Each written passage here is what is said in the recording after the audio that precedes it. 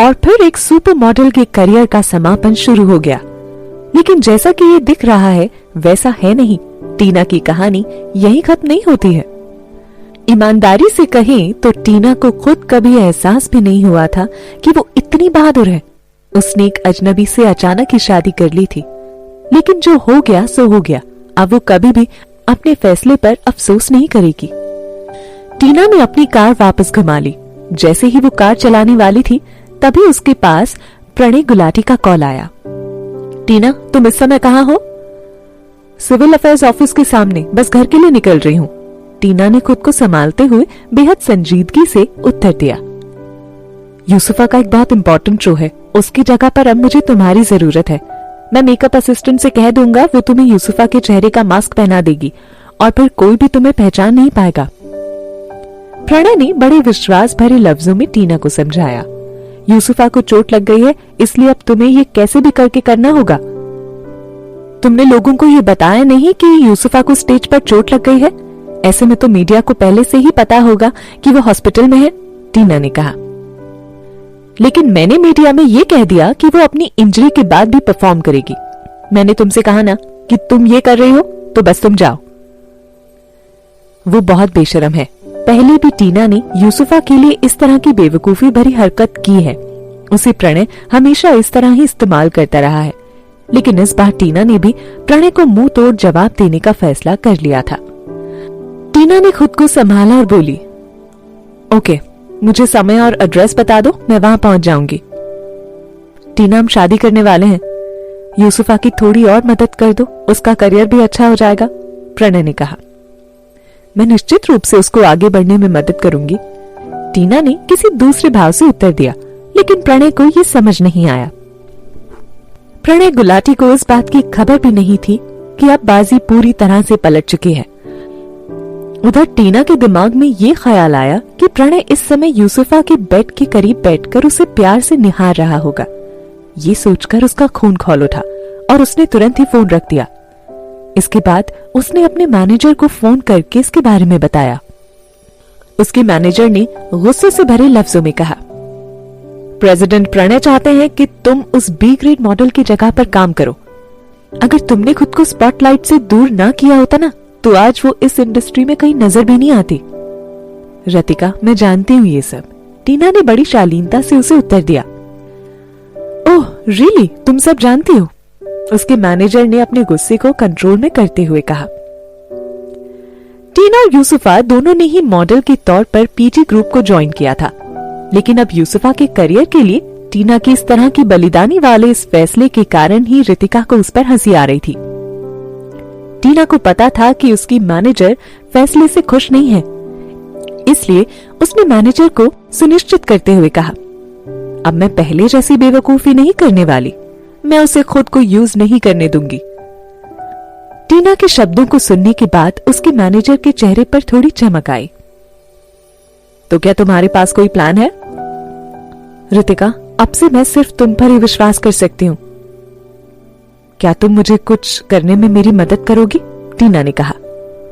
बोलो। उसकी मैनेजर बहुत ईमानदार थी। आखिर में दोनों एक जैसी स्थितियों से गुजर रहे थे। यूसुफा बहुत मुश्किल से मीडिया को यह विश्वास दिला पाई है कि वो इस शो के लिए इंजर्ड होने के बाद भी परफॉर्म कर रही है, क्योंकि वो टॉप 10 मॉडल अवार्ड्स की एलिजिबिलिटी नहीं खोना चाहती है। इसलिए अब तुम मेरी हॉस्पिटल पहुंचने में मदद करो, टीना ने रितिका से कहा। मैं समझ गई कि तुम क्या करने वाली हो।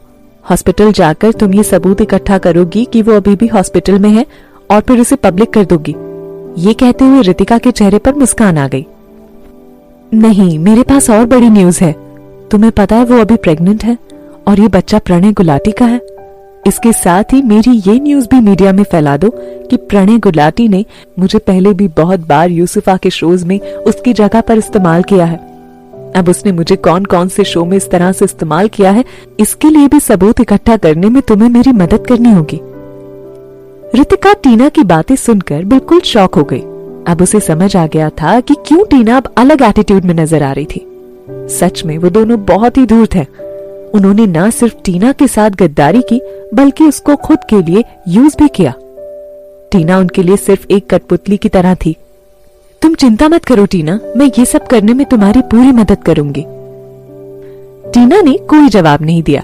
वो बिल्कुल शांत हो गई थी। अब वो उन लोगों के साथ ठीक वैसा ही करने वाली थी जैसा कि उन्होंने उसके साथ किया था। अपनी बातों को मैनेजर के सामने रखने के बाद टीना तुरंत ही शो वाले स्थान पर जाकर यूसुफा के असिस्टेंट से मिलने के लिए निकल गई। वहां पर उसे सबसे पहले यूसुफा का मैनेजर ही मिला। वो एक शादीशुदा था। उसकी बॉडी और पर्सनालिटी काफी अट्रैक्टिव थी। वो टीना के साथ पहले से ही काफी सहूलियत से पेश आता था। अब जबकि टीना ज्यादा मशहूर भी नहीं थी, तब भी वो उसके साथ पहले के जैसे ही पेश आता है। आपको इतनी देर कहाँ हो गई? जल्दी आइए और अपना मेकअप पूरा कीजिए, यूसुफा के मैनेजर ने कहा। आज किस तरह का शो है? टीना ने जल्दी जल्दी नीचे हॉल की तरफ कदम बढ़ाते हुए पूछा। कुछ खास नहीं, असिस्टेंट ने उत्तर दिया। एक्चुअली ये फेमस फ्रेंच ब्रांड HF के लिए एक ज्वेलरी शो है। इस शो के बाद हो सकता है कि यूसुफा HF के लिए स्पोक पर्सन के रूप में साइन करें। वास्तव में यूसुफा ने ये मौका चोट लगने के कारण गंवा दिया था, लेकिन तब प्रणय गुलाटी ने यूसुफा के रूप में टीना का इस्तेमाल करने का सुझाव दिया। दरअसल रास्ते में आते समय टीना ने पहले से ही आज के show the crown star jewellery show के बारे में काफी रिसर्च कर ली थी। यूसुफा का असिस्टेंट उससे झूठ बोल रहा था, लेकिन अब टीना को चाल में फंसाना इतना आसान नहीं था। यूसुफा की वजह से आपको खुद का मेकअप रूम मिल रहा है। आप आज ग्रैंड फिनाले शो में इस ज्वेलरी पीस को रिप्रेजेंट करेंगी। ये रहा आपका पूरा शेड्यूल। असिस्टेंट ने टीना को ज्वेलरी पीस दिखाते हुए सब कुछ एक्सप्लेन कर दिया। इसके बाद उसने मेकअप असिस्टेंट को टीना का मेकअप शुरू करने का इशारा किया। क्या प्रणय को वाकई में ये लगता है कि सिर्फ एक मास्क पहना देने से लोग टीना को पहचान नहीं पाएंगे? हालांकि जो टीना के दिमाग में चल रहा था वो आज वहां काफी तूफान लाने वाला था। वो इन धूर्त लोगों को जिंदगी भर याद रखने वाला सबक देने वाला था। इस समय रणविजय रावत का असिस्टेंट लगातार टीना पर नजर रखे हुए था। जैसे उसे पता लगा कि शो में यूसुफा की जगह पर टीना आने वाली है, उसने तुरंत ही ये खबर रणविजय तक पहुंचा दी। जैसे ही रणविजय को ये बात पता चली, उसने असिस्टेंट से कहा, मैं HF ज्वेलरी शो में जा रहा हूं, तुम जल्दी से मेरे जाने का सारा इंतजाम करो। Yes sir. ये कोई स्पेशल शो नहीं था, लेकिन वो सिर्फ टीना को देखने के लिए वहां जाना चाहता था।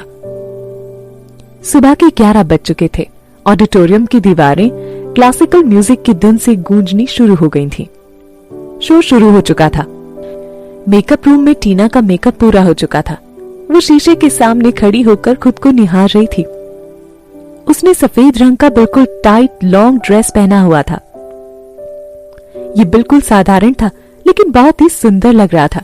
उसके बाल मजबूती से पीछे को बंधे हुए थे और बालों में आगे की तरफ लगा हुआ सफेद रंग का गुलाब टीना की खूबसूरती को और बढ़ा रहा था। यूसुफा का असिस्टेंट उसे इस रूप में देखकर आश्चर्य में पड़ गया। उसके मन में ये ख्याल उठ रहा था कि टीना निश्चित रूप से ऑडियंस का दिल अपनी खूबसूरती से जीत लेगी। सभी की नजरें उस पर ही टिकी रहने वाली हैं और फिर यूसुफा को इस कॉन्ट्रैक्ट के मिलने से कोई नहीं रोक सकता। आपको स्टेज पर एक चेयर के थ्रू भेजा जाएगा, जो कि नीचे से ऊपर की तरफ जाएगी। ये ब्रेसलेट क्राउन का स्टार है, मैं इसे आपको पहना देता हूँ। असिस्टेंट ने ब्रेसलेट को खोला और बड़ी सावधानी से उसे टीना के हाथ में पहना दिया। क्योंकि टीना यूसुफा की तुलना में ज्यादा स्लिम थी, इस वजह से ये ब्रेसलेट उसके लिए काफी बड़ा था। वो जब भी अपना हाथ ऊपर उठाती तो सरक कर नीचे की तरफ बढ़ जा रहा था। ये ब्रेसलेट HF के फाउंडर द्वारा उनकी बेटी के लिए डिजाइन किया गया था। सोने के बने इस ब्रेसलेट के बीच में एक सफेद रंग के हीरे से बना क्राउन फिक्स था। इस क्राउन के दोनों तरफ शुद्ध जेमस्टोन से बने सितारे लगे हुए थे, जो कि क्राउन को इस तरह से मजबूती दे रहे थे जैसे कोई पिता अपने बच्चे को देता है। ये तो मैं आ ही नहीं रहा, ढीला है ये, लेकिन ये पहनना जरूरी है। अब मैं क्या करूं? यूसुफा के असिस्टेंट ने परेशान होते हुए कहा। क्या तुम मुझ पर भरोसा करते हो? टीना ने यूसुफा के असिस्टेंट से पूछा। हाँ, लेकिन आप ही क्यों पूछ रही हैं? असिस्टेंट ने कहा। बिना किसी हल के अब वो सिर्फ मॉडल पर ही भरोसा कर सकता है। ये यूसुफा के स्पोक पर्सन बनने का सवाल था। अगर वो ये अपॉर्चुनिटी खो देती है तो प्रेसिडेंट प्रणय का सारा गुस्सा मुझ पर ही निकलेगा। तो तुम इसे मेरे साथ छोड़ जाओ, टीना ने असिस्टेंट से कहा।